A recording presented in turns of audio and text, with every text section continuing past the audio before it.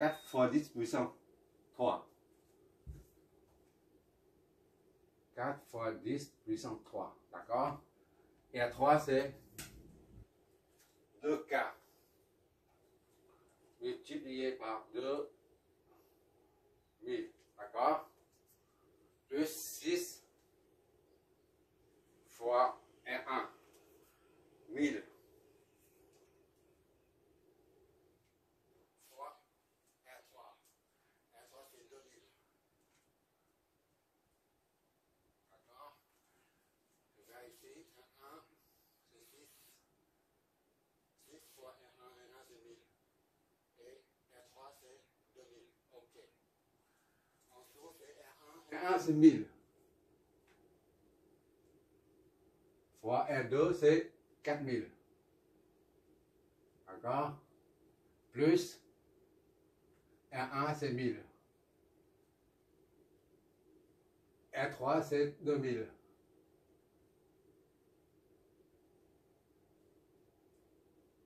D'accord? R1, 1000. R3, c'est 2000. C'est ça? Oui, d'accord. Et plus R2, c'est 4000. Fois R3, c'est 2000. Voilà. Qu'est-ce que ça nous donne? Ça nous donne le potentiel aux bornes, et le potentiel au point B. On va faire tout ça. Voilà, je vais te montrer.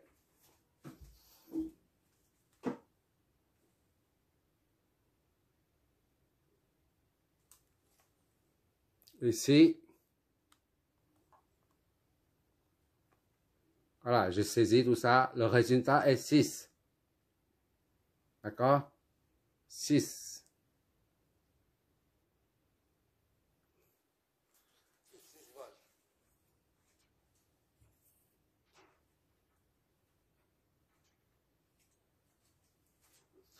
Est-ce que j'ai encore le temps là? 6 volts.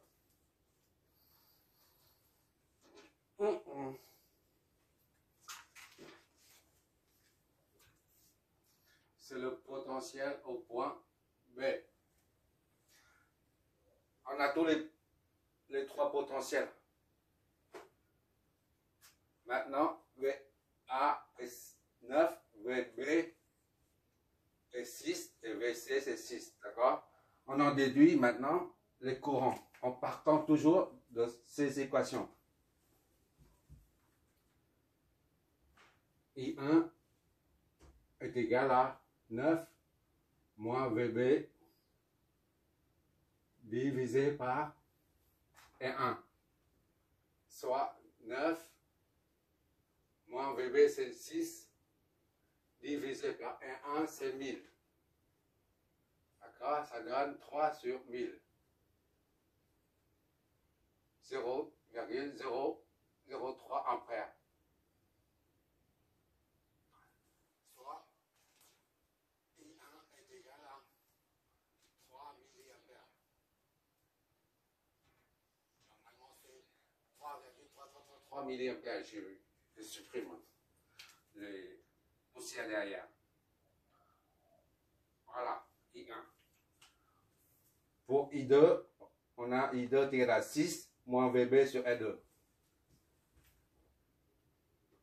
I2 est égal à 6 moins VB sur R2. Donc, est égal à 6 moins VB, c'est 6 toujours. Sur R2, c'est 4000. Soit 0 sur 4000. Est égal à 0 ampère. Ou bien I2 est égal à 0. Voilà.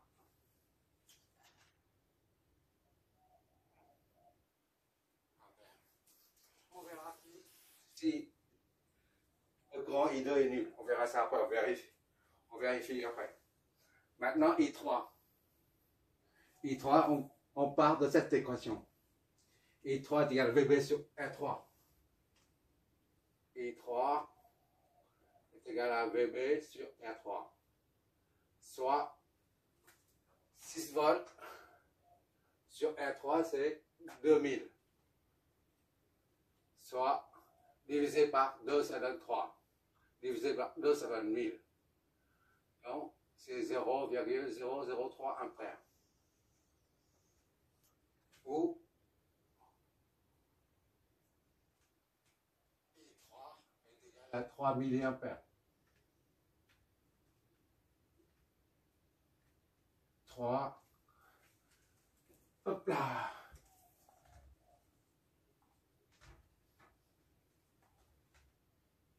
Milliampères. D'accord? Voilà, on a tout trouvé là. Les potentiels VA, VB, VC. VA, VB, VC. Les courants I1, I2, I3. I1, I2, I3. Voilà. Il n'y a plus rien à chercher là-dedans. Il n'y a rien à trouver là-dedans. Tout est terminé. Maintenant, on vérifie quand même. On a VAB. Vérification.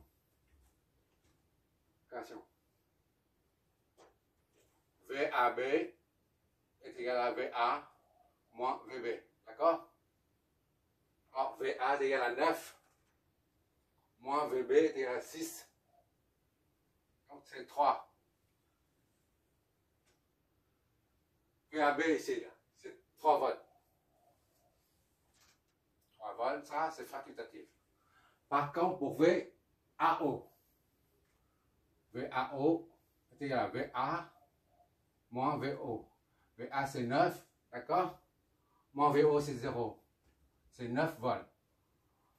Autrement dit, VAO, on retrouve la source de tension, 9 volts. D'accord? Ici. OK. Ça, c'est OK. De même que vos VCO.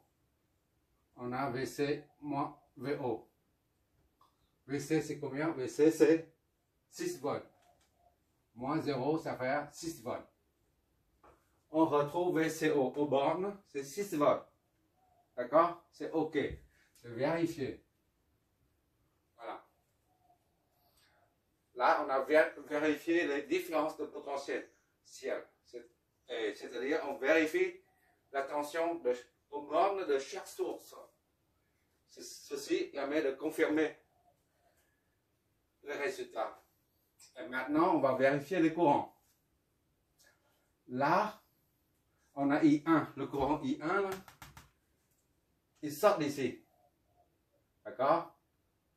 Et I2, il n'y a pas de courant. On a supposé au départ I1 sort d'ici. I2 sort ici, d'accord? Mais ce n'était que des suppositions. Maintenant, la réalité, c'est différent. I2 est nul. Il n'y a pas de courant qui sort. Il n'y a qu'un courant qui sort d'ici. I1, 3 milliampères. I2 est nul. C'est contraire à notre supposition de départ. D'accord? Il n'y a pas de courant I2 qui sort. Alors, comment expliquer tout ça? Ça, c'est une bonne question. Eh bien, on fait un rappel. Pour qu'un courant, pour qu'il y ait une circulation de courant, pour qu'il y ait un courant qui circule, il faut impérativement une différence de potentiel aux bornes de l'élément considéré. D'accord? Ici, regarde, on vérifie. VAB. On a dit VAB c'est 3. La différence de potentiel existe. C'est la raison pour laquelle il y a une circulation de courant. I1 existe. D'accord? Maintenant, on vérifie VBO. VBO, c'est quoi? VBO est égal à VB moins VO. D'accord? VB, c'est 6 moins 0. C'est 6 volts. Donc, la différence de potentiel aux bornes de R3 existe, n'est pas nulle. C'est la raison pour laquelle le courant I3 existe. C'est-à-dire, il y a une circulation de courant. D'accord? à présent, maintenant, on vérifie le CB, VCB. VCB est égal à VC moins VB. VC, c'est 6 moins VB, c'est 6, 0. Nul. VCB, ici, c'est 6 volts. Ici, c'est 6 volts, d'accord? C'est le même potentiel. C'est la raison pour laquelle il n'y a pas de différence de potentiel aux bornes de RA2. Et comme il n'y a pas de différence de potentiel, eh ben, il n'y a pas de courant. Le courant ne peut pas circuler. Supposons qu'on a ici 6, toujours, d'accord? VC est égal à 6. Et si, par calcul, on trouve 4, VB est égal à 4, dans ce cas, il y a une différence de potentiel. 6 et 4, ça fait 2. Alors, le courant passe. D'accord? C'est assez clair comme ça, comme explication. Voilà, la particularité de cet exercice, c'est que, premièrement, le point 0 de référence est relié au 0 des sources de tension. Et deuxième particularité, c'est que les deux potentiels sont au même niveau. B et C ont le même potentiel. C'est pour ça que ça empêche le courant de passer dans ce sens et dans ce sens. Si ici c'est 5 volts, ici c'est 4 volts, le courant passe comme ça. Du potentiel le plus haut vers le potentiel le plus bas. 5 volts, 4 volts, le courant passe comme ça. Ici c'est 4 volts, ici c'est 3 volts. Et ben, le courant passe comme ça. D'accord? On a bien expliqué la raison pour laquelle on n'a pas trouvé le courant I2. Donc, la source ne débite aucun courant. Il n'y a pas de courant ici. Ni là, ni là. On regarde bien, le courant I1 passe là-dedans. Il ne passe pas là-dedans. I1, c'est 3 milliampères. Il passe là-dedans. Et comme ici, c'est le même potentiel, il ne va pas par là. Il ne peut pas aller par là. Donc, il va descendre ici.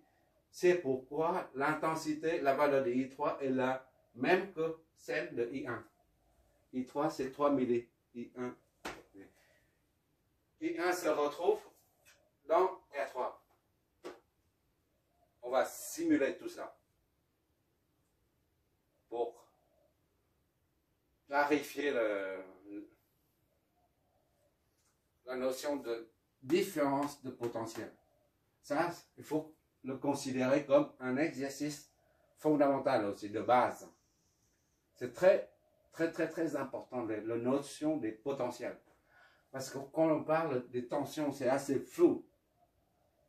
La tension, ça ne veut strictement rien dire en fait. La tension, c'est une poutre, disons une poutre comme ça, ou une barre en bois ou en acier. Si on exerce une force F ici, et une autre force F ici, et bien, la barre est étirée. Dans ce cas, on dit la barre est sous tension.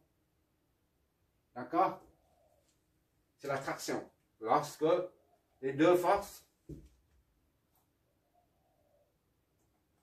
s'orientent vers la barre. F. La barre est aussi sous tension, mais en compression. Ça, c'est en traction, c'est compression. Mais dans les deux cas, on appelle tension. Ou encore les médecins qui prennent le battement du cœur. On dit ils prennent la tension.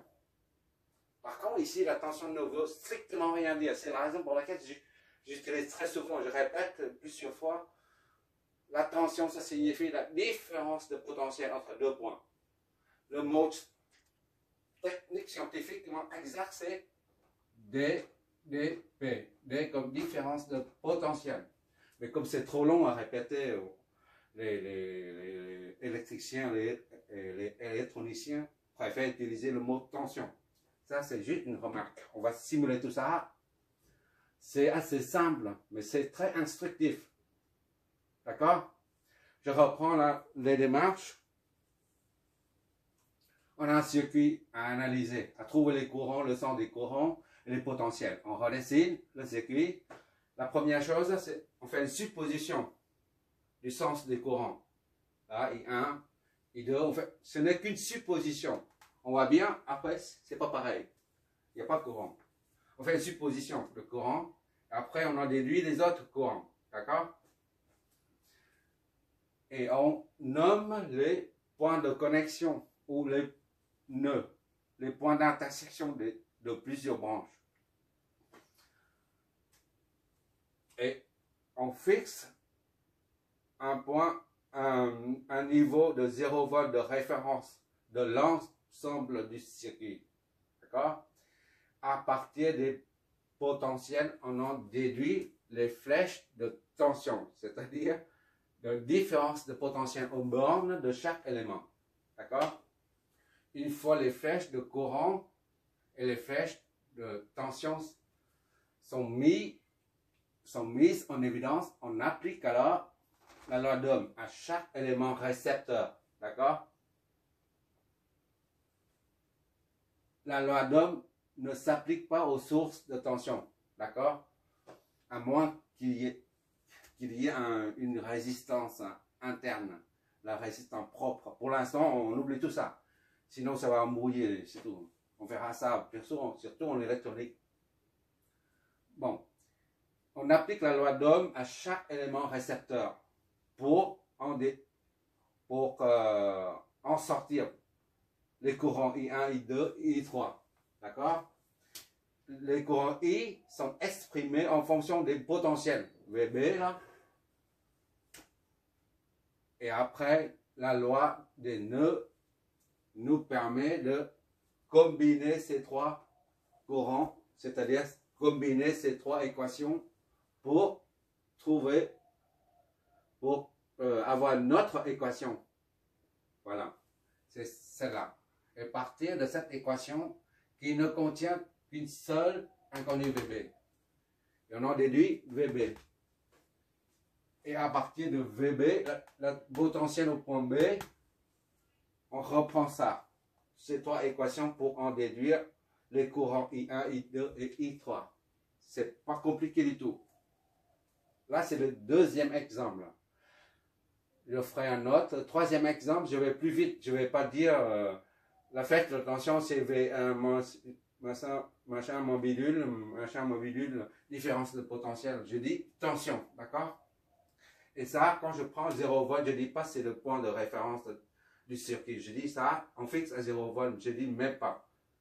Je dirais V0 est égal à 0. D'accord? À partir du troisième exercice, je dis V0 est égal à 0 en mettant le symbole ici pour désigner la masse ou alors le point de référence. Bon, je vais te montrer le résultat de simulation sur Spice ou sur un autre logiciel professionnel.